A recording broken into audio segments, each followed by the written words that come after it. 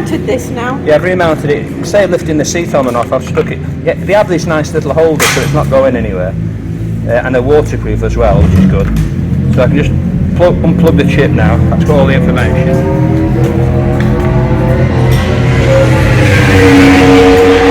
Waiting for the stick and it'll be firing it all in there now. Then it tells you when to pull the stick out. You can actually leave it in as far as I'm aware, but this is really, really early days for me. I'm still a bit of a caveman when it comes to this sort of a scenario. Okay, so what's it like? That's your third session? Third session. It's starting to come together a bit now.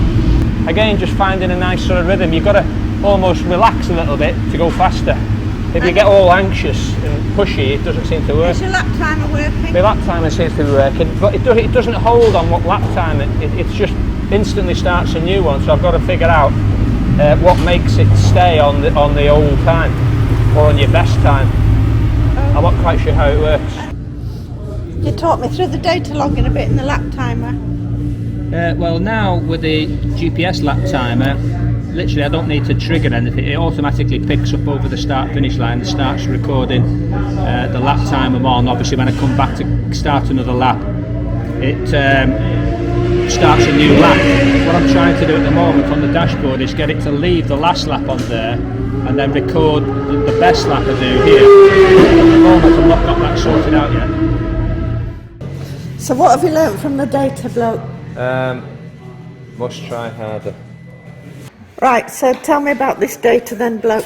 So what I was looking at here is, if you look at the blue line here, this is showing actual throttle openings. You've got over here, you see, you've got your grip position. That means what your twist grip is actually doing, and then the blue is what the throttle bodies are doing, and the thing in between the two, or the difference between the two, is what the ECU is helping, or whatever it's been told to do.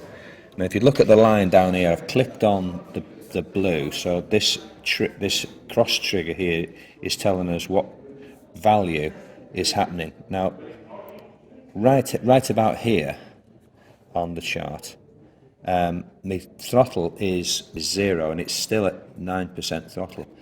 Now what that's actually showing there is because I've got the engine braking on effectively quite a high setting. I wanted engine braking to slow the bike for the corners. I wanted to reduce the engine braking. What's happening there is it's actually opening the throttle to stop the engine braking effect. Even though I've got the throttle closed, the throttle's slightly open to keep the back wheel moving. So what I've actually done now, I've put another setting in the bike, hopefully to increase the engine braking, so that arrival at the corner now, I should have the throttles more closed. So hopefully that'll help to slow the bike, because the bike was tending to push into the corners a bit. So it'll be worth trying anyway. So how was it with your data changes? Engine braking's better. I mean, it's not right for the first corner because you don't need much engine braking there. But all the slower corners, you just get into the corner so much nicer. So if you could change it en route, it'd be great. But it's certainly a better setting. I think I did another 48 then. So the track isn't coming up yet. The track temperature's still cold. So even though I'm not moving around, I always, when I go on the curbs, try the curbs, and the curbs are like fucking glass. So there's no heat there. So we'll leave it till this afternoon and put a bit of a push on then.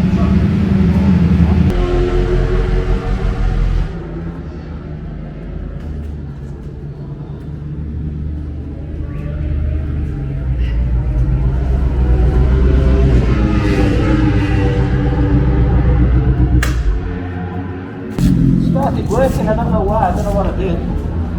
Good footage. So it's working now?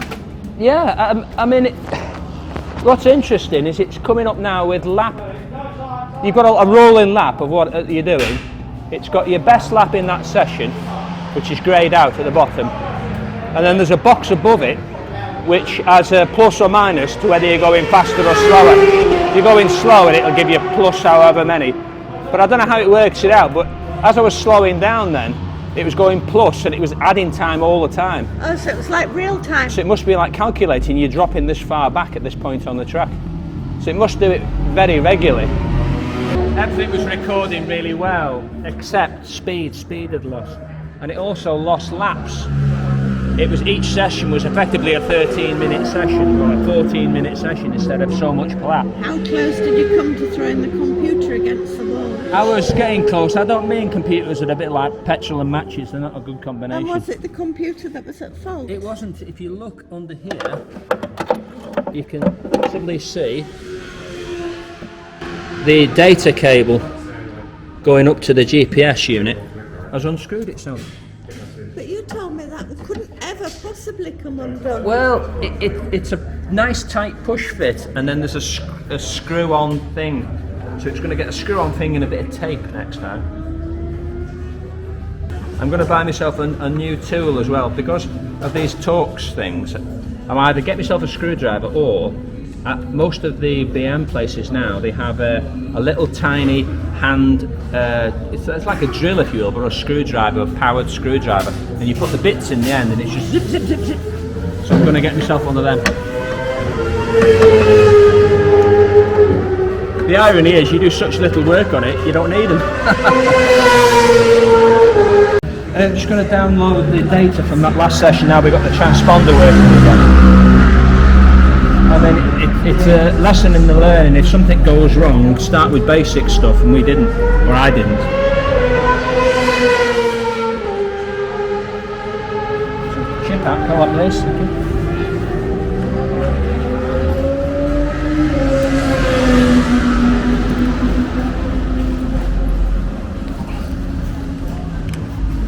Chip in and wait.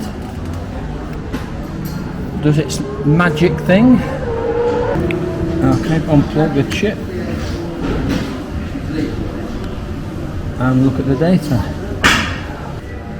It always goes to best lap, but if it isn't on best lap, or you go to another lap, you can go back quickly by pressing the little cup at the top. Ooh, the trophy. The trophy, yeah. Let's get the individual things up. So this is the speed sensor. This is the one which went wrong before. Well, it didn't really go wrong, it just unplugged itself. It just unplugged itself, yeah. What I'm happy about here is looking at other traces, that's a much flatter curve. Now I know normally that's not good, you want to be like that, drive to a brake. But turn 1, 2 and 3 are all kind of together, and what was happening, I was having a peak and then it dropped off. But that shows that I'm actually slightly faster through the corner as a whole, even though my terminal speed is only 258.9.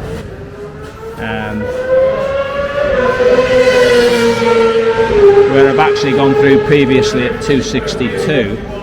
The interesting thing is I've kept a high-ish speed for a longer time, where instead of having a peak in the speed. So that's an interesting thing to see. I'm still fascinated by the throttle. The throttle bodies are staying open while the throttle is completely shut. I need to sort of be told what's happening there. This blue trace along the bottom, even though I've physically got the throttle closed, the grip, it's giving it 7.9% throttle. Which I thought by increasing the engine braking would actually drop that down to make the engine have in effect more engine braking, but it hasn't seemed to work. I need a bit more advice on that one. So much happier that this is working. And are you pleased that you've gone to all the effort of getting the data? Yes, I mean I can play with it now and start. I'll probably have to do some tutorials to sort of really interrogate it.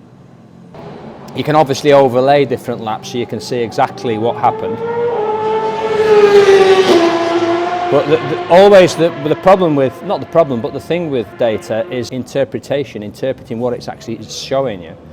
And then trying to remember, because I did here 8 laps, was it?